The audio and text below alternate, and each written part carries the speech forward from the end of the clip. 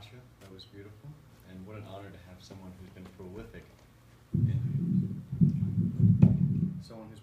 in sharing the teachings and outreach, starting off the Ananda for the Future retreat this morning on outreach. So I'd like to start with something I found recently called How to Be Victorious in Life.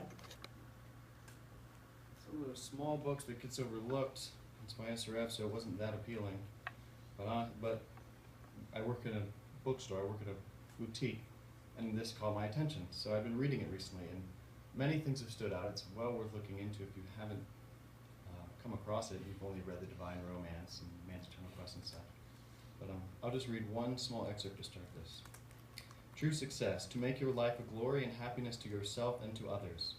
Very few persons understand the expansion of consciousness that constitutes true success. Real success, rather than being a contraction into self-interest, extends itself in serviceful expansion. The flower, though bound to a stem by its fragrance and beauty, expands its sphere of usefulness. Some blossoms waft their perfume a little distance. Others lack fragrance, but still reach out with their beauty to bring us happiness. Trees give up their expansion by providing cool shade and luscious fruits, and converting the waste of carbon dioxide into oxygen for us to breathe. The faraway sun, seemingly small in the sky, radiates beyond its sphere to give us light and warmth. The stars share with us the joy of their jewel-like luster. All of God's expressions in nature send out a vibration that in some way serves the world. You are His highest creation. What are you doing to reach out beyond yourself? Your soul is a beacon of infinite power. You can expand that power from within and give light and help and understanding to others.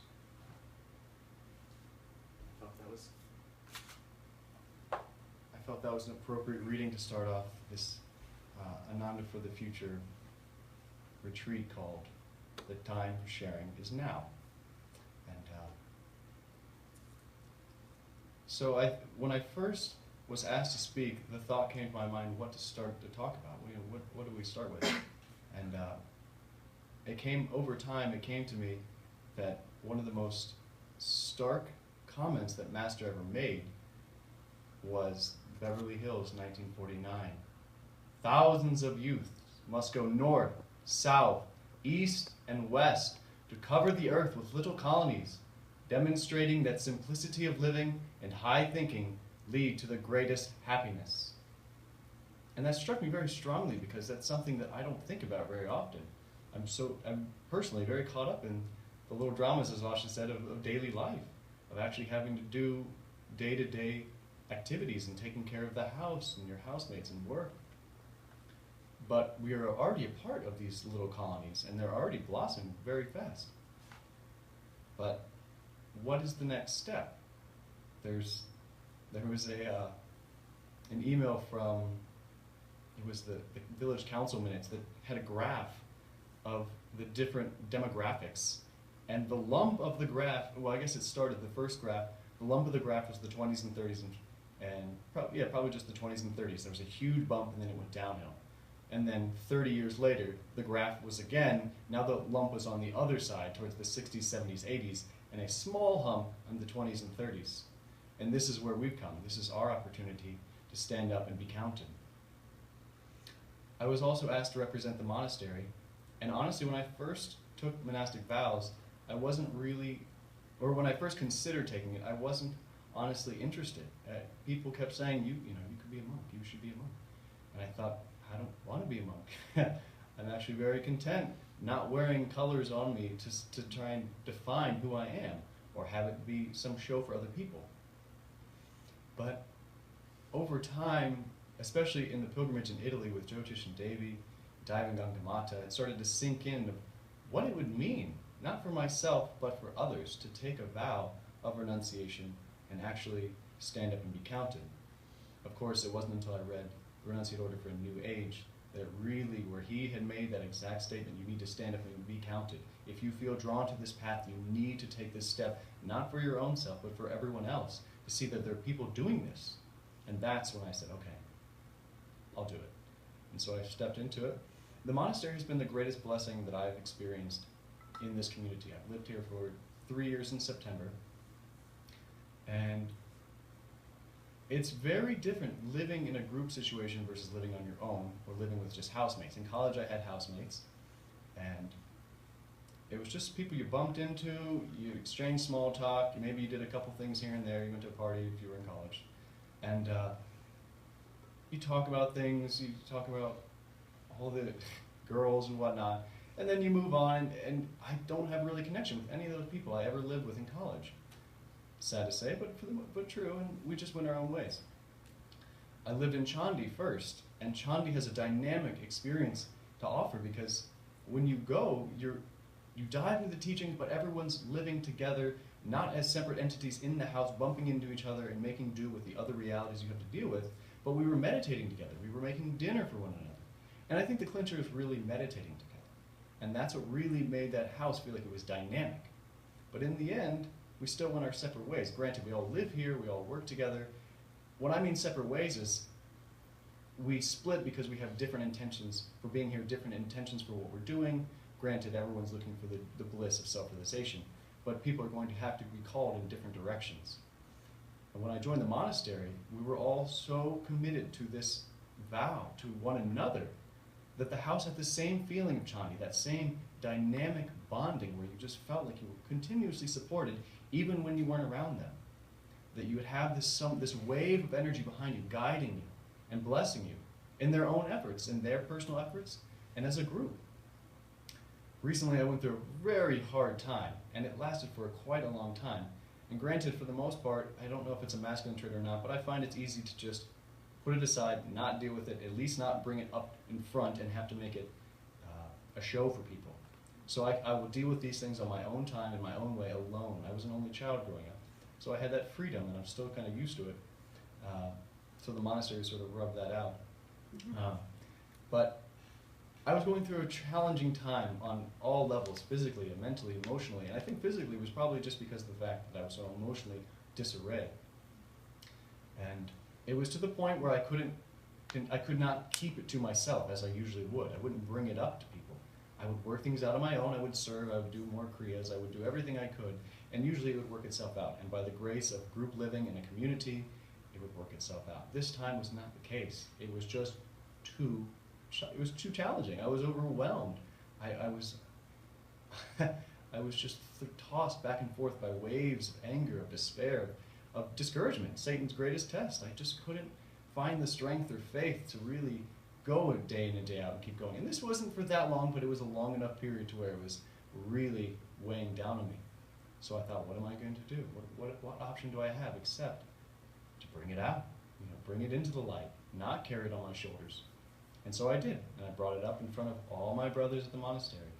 And of course, every single one with watery eyes and open arms and compassion and sympathy, so we understand. And we all go through these. And granted, we do all go through them. And there are times when people need your support more than you realize. And it is helpful to reach out. So in that terms, we could also think the time for sharing is now is also on the individual level. When you need help, you need to ask. Because this is a community where the path is challenging. It's designed to challenge you in every way. And if you come to a point where you're stuck, you need to reach out. And I found that the hard way. I waited way too long. I was barely functioning. And I just remember just feeling like every person I would talk to, I would think like, wow, they probably think I'm a jerk. Because I would continuously just be rude to most everyone. I just couldn't imagine how my coworkers kept dealing with it. But God bless them, they did. And so the monastery has proved to be one of the greatest blessings of my 3 years at Ananda. And so why are we here? What brings us here this morning, at least? The time for sharing is now. What does that sound like? It sounds like a very familiar quote that you might have read upon entering the temple. The time for knowing God has come. Well, it is our time that to find God, in part, is sharing God. We must share the vibration, not only necessarily teaching up in front, but by your daily interactions, the people we work with, the people you live with. You don't take those relationships for granted. We have to honor those relationships in the highest. That's where happiness begins, in the home. And so sharing those vibrations, not just in this thought of, I need to go out to California, I need to go out to New York, I need to go out and share the teachings, share how to meditate. Hong Saw, Kriya, come join. But what struck me was, when Asha was talking, was the thought of going out and touring and sharing and teaching and sharing the vibrations in hope of changing someone's life, but maybe helping others who haven't quite found their way to say, wow, this is it. And more that I've been here in the short 3 years, there's been a lot of people that have come in the last year that say, oh yeah, I found Ananda on the internet, I found Ananda, I was listening to the music, and I thought, where is this coming from? Who is this? So more and more people are coming, and by putting out that energy, by expanding ourselves, we're opening the doors for those who don't yet know of this. And so that's one important reason for going out and sharing. Ananda for the Future started, I don't know exactly when it started, but we had our first annual last year, same time, and it was so remarkable at how many young people came, and just the quality of people that came, the earnestness, the sincerity. And we started, the one thing that I remember coming out of it that was big was Joy Masters. I think a lot of ideas were planted, I think there was a lot of energy and enthusiasm, but Kalidas took a step and said, look, I think this is something we can do. And he put out the idea, and then he made it happen. Little by little, he called on people for help, but he actually took the steps in order to make it a reality. And the whole intention behind Joy Masters, as we both discussed, was to help people to practice their public speaking, to practice sharing the teachings, so that people who really feel called to do it will go out and do it to the best of their ability. And excellence, to overcome tamasic. You're not going to come out there and say, Radha, Radha, come find God. You're going to put out energy and be dynamic. And that's what the hope of it has become.